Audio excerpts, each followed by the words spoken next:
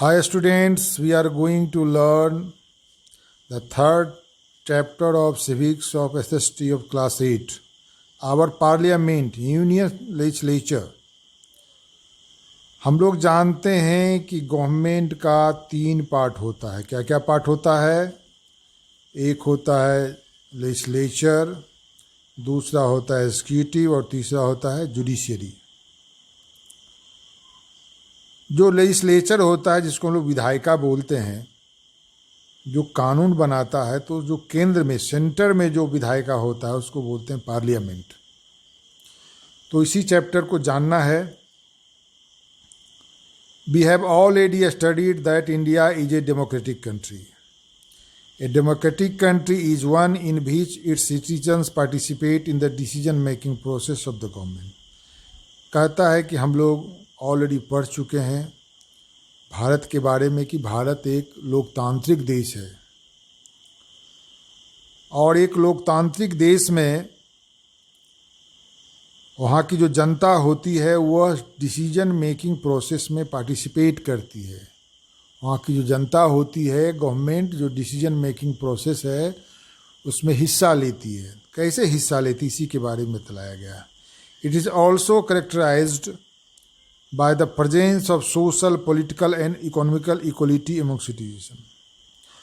और लोकतंत्र में यह भी कहा गया है, यह भी उसकी विशेषता है कि जिसमें सोशली और पॉलिटिकली, इकोनॉमिकली इक्वलिटी हो सिटीजन्स के बीच में। मतलब जो नागरिक हैं उनको सामाजिक रूप से, राजनीतिक रूप से और आर्थिक रूप से समान अवसर मिलें, ये भी ज़रूरी है। We have adopted a parliamentary system of government। और डेमोक्रेसी में भी हम लोगों ने पार्लियामेंट्री सिस्टम मतलब संसदीय प्रकार प्रणाली को अपनाया है। तो अब इसी के बारे में है। पहला है टाइप्स ऑफ डेमोक्रेटिक गवर्नमेंट। कहता है कि डेमोक्रेटिक गवर्नमेंट का क्या प्रकार होता है। कहता है democratic governments can be divided into the following 2 types. कहता है जो लोकतांत्रिक सरकारें हैं वो 2 प्रकार की होती हैं। कौन कौन होती है? Parliamentary form of government. पहला जो फॉर्म है वह है पार्लियामेंट्री फॉर्म, संसदीय प्रणाली। In a parliamentary form of government the parliament is the supreme and its represents the people. कहता है पार्लियामेंट्री फॉर्म जो गवर्नमेंट होता है लोकतंत्र में, वो पीपुल सुप्रीम होता है। समझ गए? पीपुल क्या होता है? सुप्रीम होता है। तो पार्लियामेंट्री फॉर्म में पार्लियामेंट सुप्रीम होता है और यह कई लोगों को रिप्रेजेंट करता है। कैसे पीपुल सुप्रीम होता है? कि लोगों को रिप्रेजेंट करने के लिए पार्लियामेंट है।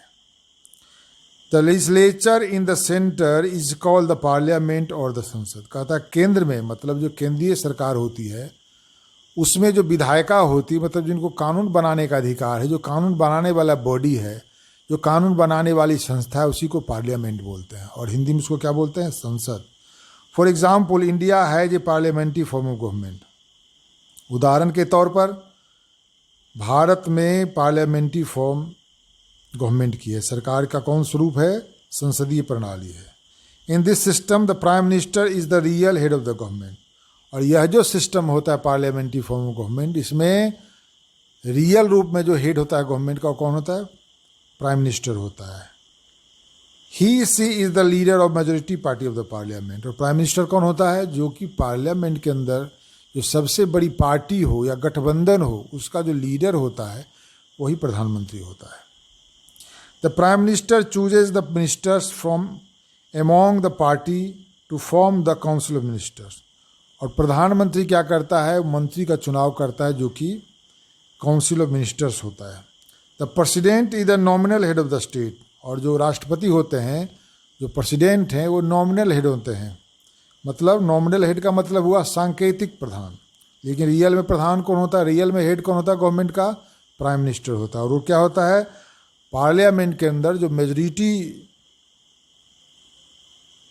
वाली पार्टी होती है, जो मेजोरिटी वाला 2-4 पार्टियों को मिला के जो गठबंधन होता है, उसका जो हेड होता है, उसका जो लीडर होता है, वही प्रधानमंत्री होता है।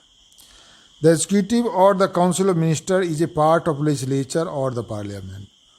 और जो सरकार होती है, जिसको हम काउंसिल ऑफ मिनिस्टर्स कहते हैं, एग्जीक्यूटिव कहते हैं, जो सरकार का एक कार्यपालिका होता है, कहा जाता है, सरकार का जो मेन पार्ट होता है जो कि सारे कार्य को एग्जीक्यूट करती है, वो कौन होता है? काउंसिल ऑफ मिनिस्टर्स होता है। और ये भी पार्ट होता है पार्लियामेंट का, क्योंकि जो भी मंत्री होता है उसको पार्लियामेंट का सदस्य होना मस्ट है।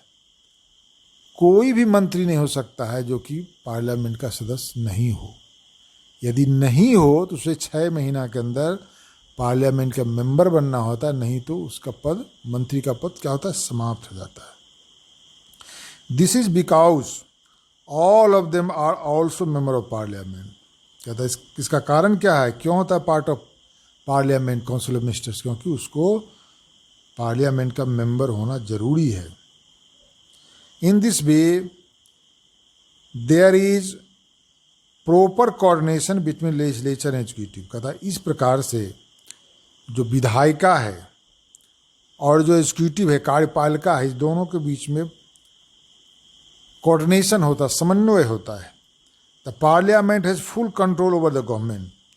और जो पार्लियामेंट है, जो संसद है, उसको सरकार के ऊपर पूरा कंट्रोल होता है।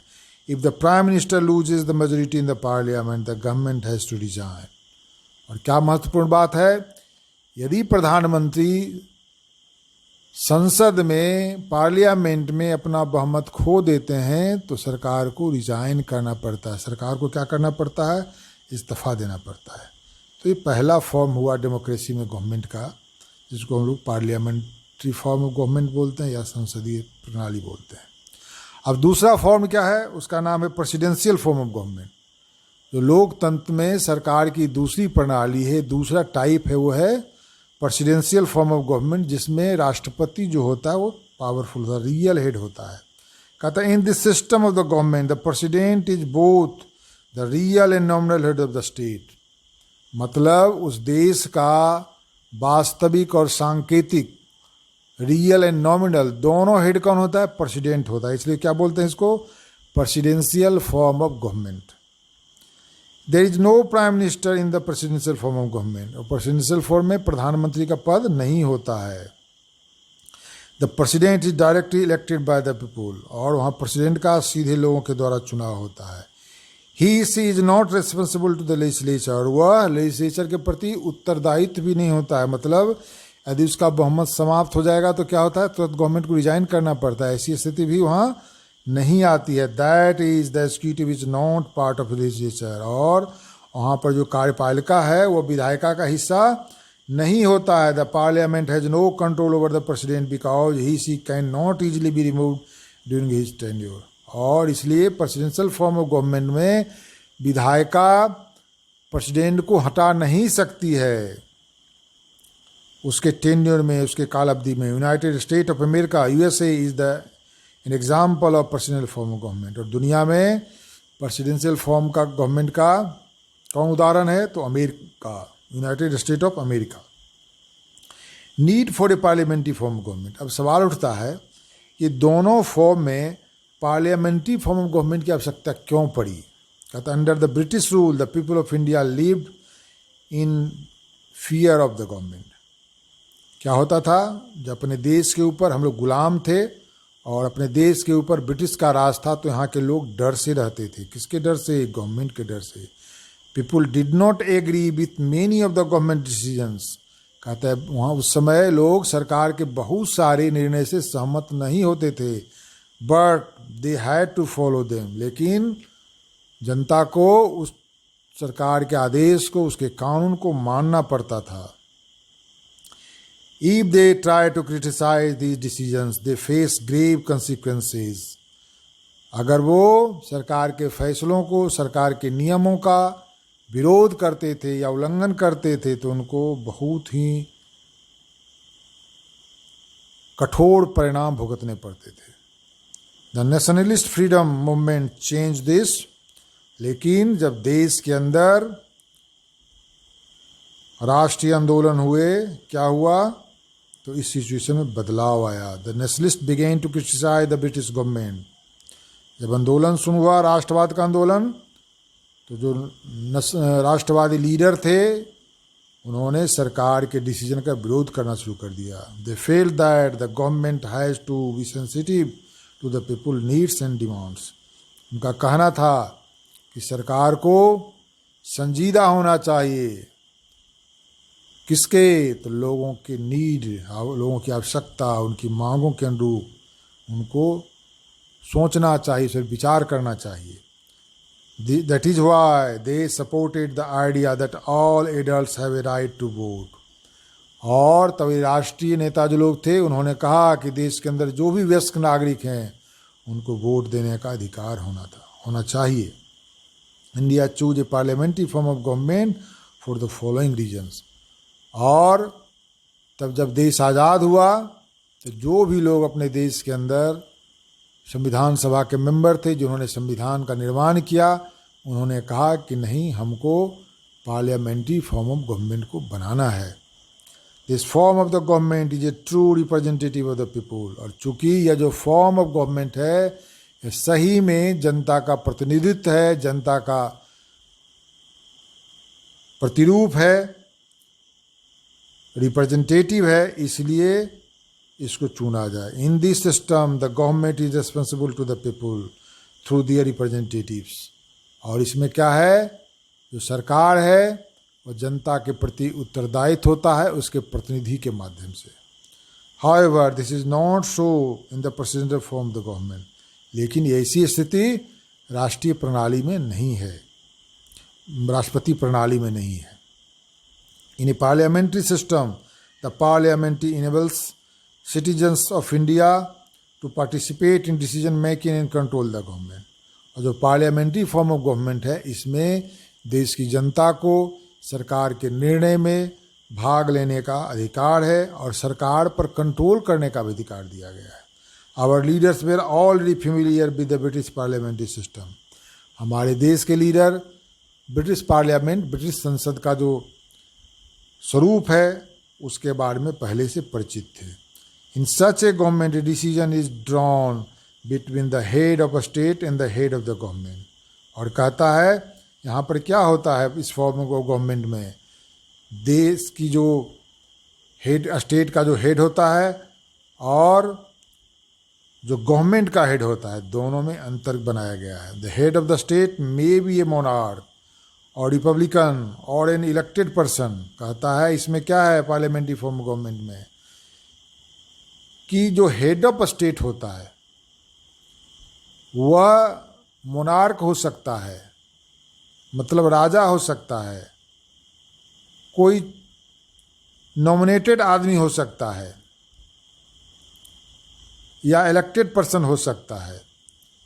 He she is only the nominal head and performs only ceremonial function that too on the advice of the head of the government. और इस प्रणाली में जो नॉमिनल हेड होता है, जैसे अपने देश में प्रेसिडेंट हैं, वो सिर्फ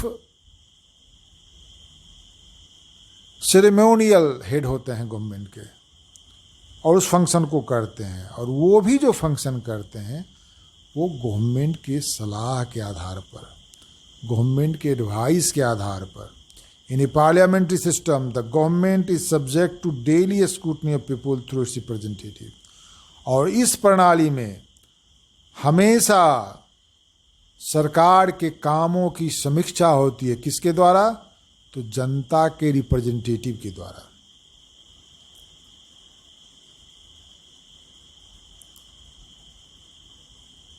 It could be put out power any time if failed to deliver the goods। कहता है और इस स्थिति में चूंकि जनता बहुत पावरफुल होती है अपने रिप्रेजेंटेटिव के द्वारा, तो जब भी सरकार जनता के अनुरूप काम नहीं करेगी तो उसको सरकार से जाना पड़ेगा। क्या करना पड़ेगा? उनको पावर से हटना पड़ेगा। The prime minister is the real head of the state. और इस प्रणाली में जो प्रधानमंत्री होता है वो सरकार का वास्तविक हेड होता है, मुखिया होता है। He has to maintain a majority in the house of people, either single or in combination with the other political parties। और कहता हमेशा प्रधानमंत्री को पार्लियामेंट में बहुमत रखना पड़ता है, चाहे सिंगल पार्टी का हो या एक से अधिक पार्टी के गठबंधन का हो। The prime minister and the council minister are also collectively responsible to the same house. और प्रधानमंत्री को और काउंसिल मिनिस्टर को सामूहिक रूप से पार्लियामेंट्री के प्रति उत्तरदायी होना पड़ता है। समझ गए? In order to avoid conflicts between the executive and the legislature, the member of Constituent Assembly opted for a parliamentary form of government.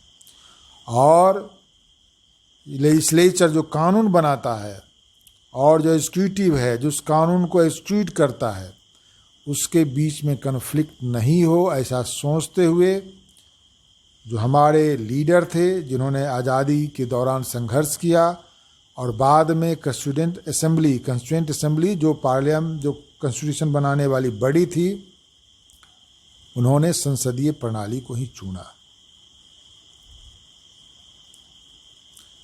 अब है द पार्लियामेंट। अब पार्लियामेंट क्या है इसके बारे में। The parliament, the law making body at the centre is called parliament. हम पहले भी इसके इंट्रोडक्शन में बोले कि जो केंद्र के लेवल पर, मतलब केंद्रीय सरकार के लेवल पर जो कानून बनाने वाली संस्था विधायिका है, उसी को हम लोग पार्लियामेंट बोलते हैं। The parliament our country has immense powers because it is the representative of the people. और अपने देश के अंदर जो पार्लियामेंट है उसको संविधान के द्वारा अकूत ताकत मिली हुई है। क्यों ताकत मिली हुई है? क्योंकि डेमोक्रेसी में जनता सबसे पावरफुल होती है और जो बॉडी देश में जनता को रिप्रेजेंट करती है वो सबसे पावरफुल होती है। इसलिए अगर 3 बॉडी अपने देश के अंदर है सरकार चलाने में, विधायिका, एग्जीक्यूटिव और जुडिशरी, तो सबसे पावरफुल कौन है? विधायिका है, क्योंकि ये जनता का ट्रू रिप्रेजेंटेटिव है। Composition of the parliament. अब पार्लियामेंट का बनावट क्या है, कैसे बना है पार्लियामेंट? पार्लियामेंट का 3 अंग है, the president, the Lok Sabha and the Rajya Sabha form the parliament in India. अपने देश के अंदर जो पार्लियामेंट है उसके 3 अंग हैं। सबसे पहले महामहिम हमारे राष्ट्रपति हैं, फिर लोकसभा है और फिर राज्यसभा है। तो जब भी सवाल आवे कि how many part of our संसद, तो हम लोग बोलेंगे 3, प्रेसिडेंट, लोकसभा एंड राज्यसभा। लोग गलती कर बैठते हैं, सोचते हैं कि पार्लियामेंट के तो 2 ही भाग है, एक है लोकसभा एक राज्यसभा। नहीं, प्रेसिडेंट भी उसके पार्ट एंड पार्सल हैं, उनके अंग हैं। The Lok Sabha and Rajya Sabha are the 2 houses of the parliament. अगर कोई पूछेगा कि पार्लियामेंट में कितने हाउस हैं, तब हम बोलेंगे कि एक लोकसभा और एक राज्यसभा है। लेकिन यदि बोलेगा, अगर कोई पूछे आपसे, कहीं सवाल हो कि how many part of the संसद या पार्लियामेंट, तो हम लोग बोलेंगे सबसे पहले द प्रेसिडेंट, फिर बोलेंगे लोकसभा एंड राज्यसभा। लेकिन अगर कोई पूछे कि how many houses in parliament, Indian parliament, तो हम लोग बोलेंगे they are 2 houses. One is upper house that is called Rajya Sabha and another is lower house that is called Lok Sabha. अब हम लोग लोकसभा के बारे में जानते हैं। The Lok Sabha, the lower house of the parliament is called the Lok Sabha और हाउस ऑफ द पीपुल। जो लोकसभा है उसको लोअर हाउस बोलते हैं, निम्न सदन बोलते हैं, नीचे की सदन बोलते हैं, लेकिन उसको हाउस ऑफ द पीपुल भी बोलते हैं। It is called so because it consist the members who are directly elected by the people. और इसको क्यों बोलते हैं हाउस ऑफ द पीपुल? क्योंकि इसके जो भी रिप्रेजेंटेटिव हैं, जो भी इसके मेंबर हैं, वो सारे मेंबर सीधे जनता के द्वारा चुने जाते हैं, इसलिए इसको बोलते हैं हाउस ऑफ द पीपुल। अब कंपोजिशन क्या है, मतलब लोकसभा कैसे बनता है? कहता the maximum number of members in Lok Sabha can be 552। कहता है पार्लियामेंट में जो निम्न सदन है, जो लोकसभा है, उसमें मैक्सिमम कितना मेंबर हो सकते हैं? 552। Out of these 530 are elected from the different states. और कहता है इसमें 530 जो हैं अलग अलग स्टेट से चुन के आते हैं, एंड 20 फ्रॉम यूनियन टेरिटरीज। और बाकी जो 20 है वो कहाँ से आते हैं? केंद्रीय शासित प्रदेशों से। It present the total strength of Lok Sabha is 545। अभी क्या स्थिति है कि लोकसभा का कितना है स्ट्रेंथ? तो 545। Of these 543 are elected and 2 are state nominated by the president. और इसमें 543 है वो चुने जाते हैं और 2 जो मेंबर होते हैं वो प्रेसिडेंट के द्वारा नॉमिनेटेड होते हैं। तो अगर कोई पूछे कि प्रेजेंट में कितना मेंबर है हमारे लोकसभा का, तो बोलेंगे 545। Out of that 543 are elected from the people and 2 are nominated by the president. Each state and union territory is divided into various constituencies. और जो भी राज्य हैं केंद्रीय शासित प्रदेश हैं उनको संसदीय क्षेत्रों में बांटा गया है, जिसको कंस्टिट्यूंसी हम लोग बोलते हैं। It constituency elect 1 member for the Lok Sabha. और एक एक जो संसदीय क्षेत्र है कंस्टिट्यूंसी है वो एक मेंबर को लोकसभा के लिए चुनता है। In addition president of India can nominate 2 members belonging to the Anglo Indian community if it does not have adequate representation in the Lok Sabha. कहता है यदि लोकसभा के अंदर माने एंग्लो इंडियन किसको बोलते हैं? जो ब्रिटिश मूल के नागरिक जो यहाँ बस गए, यहाँ रह गए, अगर उनका प्रतिनिधित्व अपने लोकसभा में नहीं है, ऐसा हमारे माननीय राष्ट्रपति महोदय को लगता है, तो वे उस कम्युनिटी के 2 लोगों को नॉमिनेट कर सकते हैं, नामित कर सकते हैं। ये चुन के नहीं आएंगे, इनको प्रेसिडेंट महोदय, महामहिम प्रेसिडेंट राष्ट्रपति महोदय उनका नॉमिनेशन करेंगे। अब क्वालिफिकेशन, जो भी हमारे लोकसभा के मेंबर होंगे उनका क्या क्वालिफिकेशन होगा, उनकी न्यूनतम योग्यता क्या होगी। In order to be elected as a member of the Lok Sabha, a person must have the following qualification. क्या क्वालिफिकेशन होना चाहिए? तो सबसे पहला है he she must be the citizen of India। सबसे पहला क्या है कि जो भी होंगे लोकसभा के मेंबर, उनके लिए सबसे प्राथमिक जो योग्यता है कि उनको अपने देश का नागरिक होना है, मतलब इंडिया का नागरिक होना है। कोई फॉरेन कंट्री का जो मेंबर है, सदस्य है, नागरिक है अपने देश में, लोकसभा का मेंबर नहीं हो सकता, चुनाव ही नहीं लड़ सकता है। He she should not be less than 25 years of age. और 25 साल 25 ईयर्स से कम उनका एज नहीं हो सकता है। He she should not hold any office of profit under the union और स्टेट गवर्नमेंट। और उनको कोई भी लाभ का पद या तो केंद्र सरकार में या राज्य सरकार में नहीं रहेंगे। अगर ऐसा रहेगा तो उनको चुनाव लड़ने के पहले रिजाइन करना पड़ेगा। He she should not be mentally unsound और ए डिक्लेयर्ड इंसॉल्वेंट। और उनको मानसिक रूप से स्वस्थ होना है। और दूसरा, कभी भी उनको दिवाला घोषित नहीं किया गया है। इंसॉल्वेंट का मतलब होता है दिवाला, जो कभी आर्थिक रूप से अपने आप को दिवाला घोषित नहीं किए हों, वो अगर कोई ऐसा है तो वो इस मेंबर बनने के लिए योग्य नहीं है।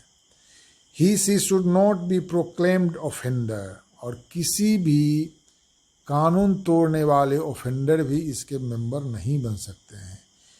His her name should be in the electoral roll in any part of the country. और देश के किसी क्षेत्र में उनका नाम मतदाता सूची में होना चाहिए।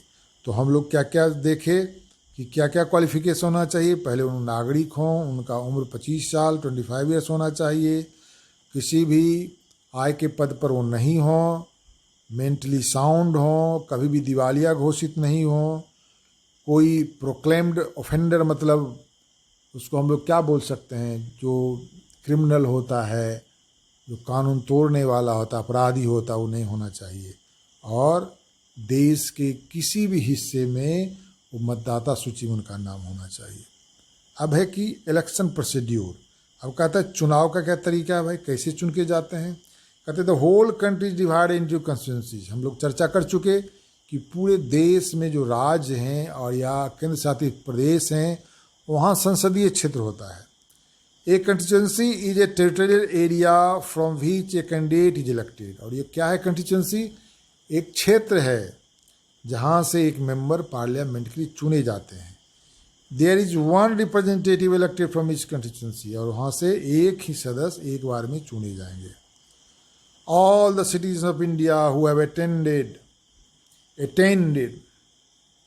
the age of 18 years and above have a right to vote, और जो भी देश का नागरिक 18 साल का उम्र पार कर लेता उसको वोट देने का राइट होता है। India has universal adult franchise, which means that every adult has a right to franchise, right to vote।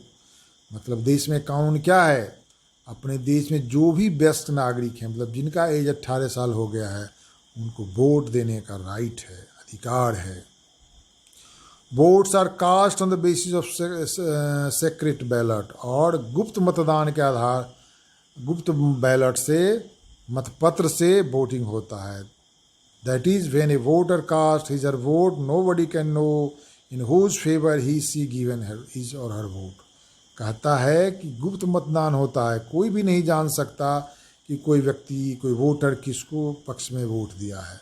From 2004 general election electronic voting machine are use for voting, और 2004 से क्या हुआ कि अब बैलेट से नहीं, ईवीएम मशीन के द्वारा हम लोग वोट देना शुरू किए।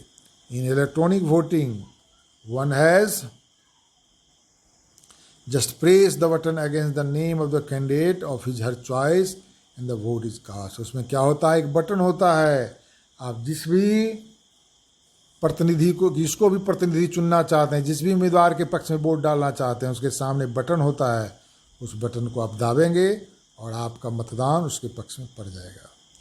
टर्म, अब होता है लोकसभा का टर्म कितना होता है। The term of Lok Sabha is 5 years from the date of its first meeting, और जिस दिन पहला मीटिंग होगा लोकसभा का, लोकसभा की पहली बैठक होगी, वहाँ से उस दिन से 5 वर्षों तक ही उसका टर्म होता है, समय अवधि होता है। This term can be extended by 1 year at the time of emergency, लेकिन आपातकाल में, आपातकालीन स्थिति में इस टर्म को 1 साल बढ़ाया जा सकता है, but it can not be extended beyond the 6 months after the emergency end. और कहता है जब इमरजेंसी ख़त्म हो जाएगा उसके 6 महीना से ज़्यादा इसको नहीं बढ़ाया जा सकता है। The Lok Sabha can be dissolve even before it full terms of 5 years, लेकिन 5 साल के पहले इसको डिजॉल्व किया जा सकता है। कब डिजॉल्व किया जाएगा, कैसे डिजॉल्व किया जाएगा, इसकी चर्चा आगे होगी। प्रिजाइडिंग ऑफिसर, वो कहता है कौन प्रिजाइडिंग ऑफिसर होता है, कौन उस मेंबर का, माने लोकसभा का कौन बैठक का कौन, माने अध्यक्षता कौन करेगा। The members of Lok Sabha elected a speaker and deputy speaker from among themselves. क्या करता है लोकसभा, अपने 20 से एक स्पीकर और एक डिप्टी स्पीकर का चुनाव करता है।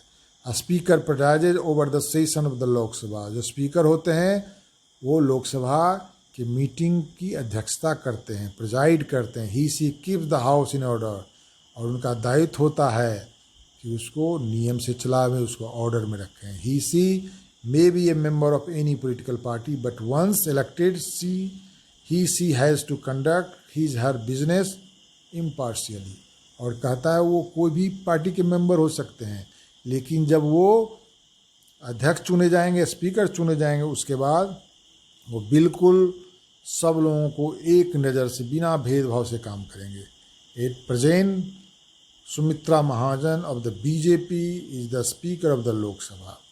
और जिस समय ये किताब थी उस समय कौन थे, सुमित्रा महाजन, लेकिन अभी बदल गए, अभी हम लोग के जो अध्यक्ष हैं वो बदल गए। In absence of the speaker the deputy speaker presided over the session. और जब स्पीकर नहीं होते हैं तो उनकी अनुपस्थिति में कौन प्रिजाइड करता है, तो प्रिजाइड करते हैं हमारे डिप्टी स्पीकर, अध्यक्षता करें किसका, पार्लियामेंट का। तो वह ये फर्स्ट पार्ट हुआ। सेकेंड पार्ट में हम लोग राज्यसभा के बारे में जानेंगे, प्रेसिडेंट के बारे में जानेंगे। Thank you for watching this video. अगर तुमको वीडियो अच्छा लगा, पसंद आया तो you like and subscribe the RVM online classes. Thank you watching this video.